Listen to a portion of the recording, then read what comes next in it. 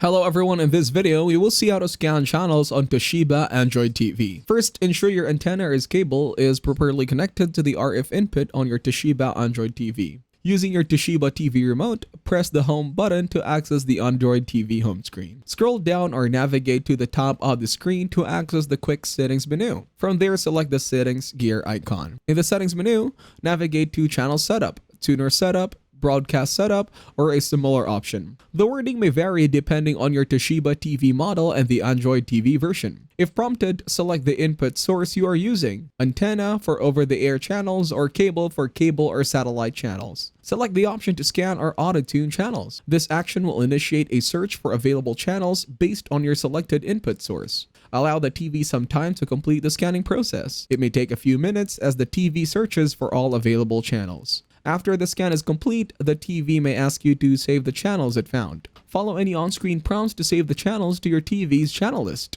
Once the scanning and saving process is done, exit the settings menu to return to live. Use your Toshiba TV remote to navigate through the channels. The channels detected during the scan should now be available in your channel lineup. If you found this video helpful, you can thank me with a like and subscribe to the channel. See you in another video.